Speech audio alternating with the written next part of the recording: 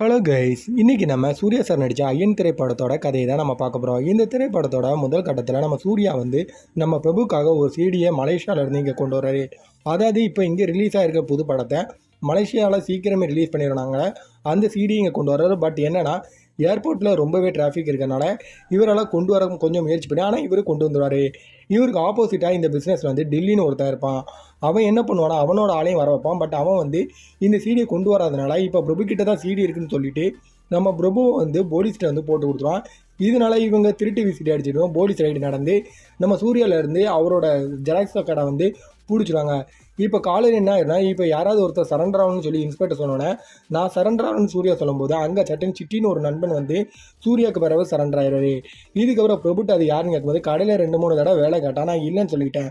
இப்போ இவங்க என்ன பண்ணுவான்னு பார்த்தீங்கன்னா, டெல்லியை நேரில் மீட் பண்ணி அவங்ககிட்ட பிரச்சனையை வந்து பேசுவாங்க. பேசும்போது அவங்க அப்பாவும் நம்ம பிரபுவும் ஒரே டைமில் பிஸ்னஸ் பண்ணனால இவனுக்கு எவ்வளோ லாஸ்ன்னு சொல்லிட்டு தாஸ் நான் தரேன் அப்படின்னோடனே அதெல்லாம் வேண்டாம், பழக்கத்துக்காக நான் இப்போ போகிறேன் அப்படிங்கிற மாதிரி சொன்னோன்னே சூர்யா மறுபடியும் என்ன பண்ணுவார்னா அவரோட வீட்டுக்கு போகிற அவங்க அம்மா வந்து எங்கடா போகணும்னு சொல்லி அவனை திட்டிட்டு அவருக்கு தேவையான சாப்பாடுலேருந்து எல்லாமே வைப்பார். ஏன்னா இன்றைக்கி தீபாவளியாக இருக்கும்.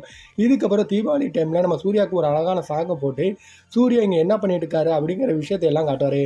இப்போ இவருக்கு பிறகு ஒருத்தர் ஜெயனார்னு சொன்னால சிட்டினே. இப்போ இவரும் சூர்யாவும் நல்ல பெஸ்ட் ஃப்ரெண்ட் ஆகி இவங்க 2 பேரும் தாசனனுக்காக பல பொருட்களை வெளிநாடுலேருந்து இங்கே வந்து கடத்திட்டு இருப்பாங்க. அப்போ ஆஃப்ரிக்காவுக்கு வைரம் வாங்குறதுக்காக போகும்போது ஆஃப்ரிக்காவில் எப்படி வைரம் வாங்குறோம் அப்படிங்கிற எல்லா டீட்டெயில்ஸுமே நம்ம சூர்யா வந்து சிட்டிக்கு வந்து சொல்லிக் கொடுப்பாரு. இதுக்கப்புறம் ஆஃப்ரிக்காவில் ஒரு டீம் வந்து இவங்ககிட்ட இருந்து வைரத்தை அடிக்க முயற்சி பண்ணோம். பட் சூர்யா அவங்க எல்லாத்தையும் அடித்து அந்த வைரத்தை வந்து சேஃப்டியாக மறுபடியும் இந்தியாவுக்கு கொண்டு வந்துடுறாரு. இந்தியாவில் உள்ள ஒரு பெரிய நகை கடைக்கு தான் இந்த வைரங்கள்லாம் வந்துட்டுருக்கோம். அவங்கக்கிட்டையும் போய் சூர்யா கொடுத்து அவங்க கூடயும் சிட்டியை வந்து ஃப்ரெண்ட் ஆக்கி விடுவார். இதுக்கப்புறம் நம்ம சிட்டி வந்து என்ன பண்ணுவார்னா நம்ம சூர்யாவை கூப்பிட்டு அவரோட வீட்டுக்கு போகிறோம். அப்போ அவர் வீட்டுக்கு போகும்போது அவர் வீட்டை வந்து இவர் தப்பாக நினச்சிக்கிட்டு அவர் வீட்டில் உள்ள எல்லாருக்கிட்டையும் கொஞ்சம் என்ன பிரச்சனை பண்ணிடுவார். அப்போ தான் அங்கே நம்ம தமனா வருவாங்க. தமனா நம்ம சிட்டியோட சிஸ்டராக இருப்பாங்க. இப்போ தமனாவை பார்த்தோன்னே சூர்யாவுக்கு பிடிச்சிடும். இவங்க 2 ஒரு ஃப்ரெண்ட்ஷிப் மாதிரி உருவாயிடும்.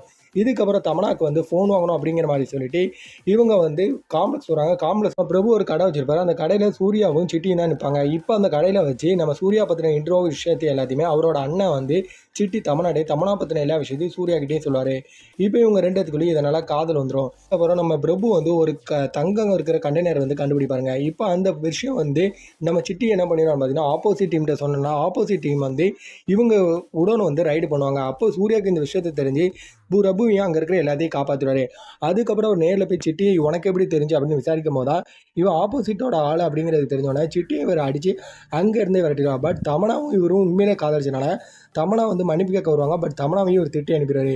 இதுக்கப்புறம் சிட்டி என்ன பண்ணுவானா ஆப்போசிட்டுக்கு போனனால அவன் வந்து ட்ரக்ஸ் எல்லாத்தையும் கடத்திட்டு இருப்பான். அதே எல்லாத்தையும் முழுங்கி இவனும் ட்ரக்ஸை வந்து அவங்க கூட சேர்ந்து கடத்துறங்கிற பேரில் ஏர்போர்ட்டில் வச்சு கடத்த முயற்சிவான். பட் என்ன ஆகிடும் பார்த்தீங்கன்னா அந்த போதை வந்து இவன் தலைக்கு ஏறி அவனால் அங்கே நகலவே முடியாது. இப்போ சூர்யாவுக்கு இந்த விஷயம் தெரிஞ்சு அதுக்கப்புறம் அவன் உடம்புல போதைப்பொருள் இருக்குங்கிற விஷயம் தெரிஞ்சு அதை எப்படியே காப்பாற்றணும்னு நினைக்கும் போது ஆப்போசிட் ஆள் என்ன பண்ணுவானா இவன் வயிற்று கழிச்சு அந்த போதைப்பொருளை வந்து வெளியே எடுத்துருவான். இப்போ இந்த விஷயத்தெல்லாம் இவன் வெளியே தெரிஞ்சக்கூடாதுன்னு சொல்லி சூர்யா என்ன பண்ணுவார்னா அவர் நண்பனோட பாடியை மலேசியாவிலையும் அடிச்சுட்டு இவர் இந்தியா வந்தோடனே இந்தியாவுக்கு வந்த உடனே இவரை வந்து போலீஸ் பிடிச்சிட்டு போயிடும். போலீஸ் பிடிச்சிட்டு போனதுக்கப்புறம் போலீஸ் ஸ்டேஷனில் வச்சு இது சூர்யா செய்யலை ஆப்போசிட் கேங் தான் செஞ்சுச்சாங்கன்னு விஷயம் தெரிஞ்சோடனே இன்ஸ்பெக்டர் இந்த கேஸை மறைச்சிடும். பட் தமனா கம்ப்ளைண்ட் கொடுக்குன்னு சொல்லும்போது டக்குன்னு சூர்யா உங்கள் அண்ணன் இந்த விஷயம் எதுவும் உங்கள் வீட்டுக்கு தெரியக்கூடாதுன்னு நினச்சான் விட்டுடு அப்படிங்கிற மாதிரி சொல்லிட்டு சூர்யா வந்துடுவார். அதுக்கப்புறம் தமனாவும் சூர்யாவும் சேர்ந்து டெல்லினால தான் இல்லை இவங்க வீட்டில் இந்த நிலமை ஆயிடுச்சுன்னு சொல்லி அவனை எப்படியாவது மாட்டிவிடணும்னு சொல்லி அவன் பண்ணுற இல்லீகல் வேலை எல்லாத்தையுமே நம்ம சூர்யாவுக்கு சொல்லுவோம். சூர்யா வந்து இது எல்லாமே கஸ்டம்ஸ் ஆஃபீஸர்கிட்ட சொல்லி கஸ்டம்ஸ் ஆஃபீஸர் அவனும் சேர்ந்து நம்ம டெல்லியோட மொத்த ப்ராஜெக்டே பிடிச்சிருவாங்க. இதுக்கப்புறம் டெல்லியோட கடைசி பிள்ளையார் ப்ராஜெக்ட் தான் ட்ரக்ஸை வந்து ஒரு கடத்துவான். அதை கண்டுபிடிச்சி அதையும் போலீஸ் மூலமாக காப்பாற்றும் போது அதுக்கு எனக்கு இவன் சம்மந்தம் இல்லைன்னு சொல்லுவான். அப்போ அவங்க ஒரு கணக்கு புள்ளியாக வேலை பார்த்த ஒருத்தரோட மகன் அந்த டெல்லி வந்து தப்பாக நடந்துட்டு இருப்பான். இப்போ அதை தெரிஞ்சுக்கிட்ட சூர்யா அது மூலமாக பிளாக் பண்ணி இதை எல்லாத்தையுமே டெல்லி தான் பண்ணான்னு கண்டுபிடிச்சிருவாங்க. இதனால் சூர்யாவையும் அவன் குடும்பத்துக்கு கொண்டு சொல்லி சூர்யா வீட்டுக்கு ஒரு பாம்பு போடுவார். பட் சூர்யா அதிலேருந்து தப்பிச்சனால பிரபு இவங்க என்ன வேண்டாம்னு சொல்லி சமரசம் பண்ணுவார். அதுக்கப்புறம் இதனால் இவர் என்ன பண்ணுவார்னா பிரபுயும் சூர்யா சேர்த்து கொள்றதுக்காக முயற்சி பண்ணுவார். பட் அந்த இடத்துல வந்து சூர்யாவை காப்பாற்றிட்டு பிரபு செத்துருவார். இப்போட ஆஃப்ரிக்கா அசைன்மெண்ட் ஒன்று வச்சிருப்பாரு. அதை என்ன பண்ணிடுவான் டெல்லி வந்து அந்த நோட்டை எடுத்துட்டு அங்கே போய் அவன் வைரத்தை வாங்கிட்டு வந்துடுவான். இது தெரிஞ்ச சூர்யா ஆஃப்ரிக்கா போய் அந்த டெல்லி அந்த இடத்துல அடித்து அவனை கொண்டுட்டு திருப்பி இந்தியா வந்தோடனே இவர் ஒரு கஸ்டம்ஸ் ஆஃபீஸருக்கு ஹெல்ப் பண்ணியிருப்பாங்கம்மா. அவன் வந்து இவர்கிட்ட எல்லா விஷயத்தையும் கேட்ட உடனே தன்னோட அம்மாவுக்காக சூர்யா வந்து எல்லா விஷயத்தையும் தப்பு பண்ணதெல்லாம் மறந்து அவனும் கடைசி அவன் அம்மாவுக்கு பிடிச்ச மாதிரியே கஸ்டம்ஸ் ஆஃபீஸராக சேர்ந்து இந்த தொழில் எல்லாத்தையும் விட்டு திருந்திடுவான்.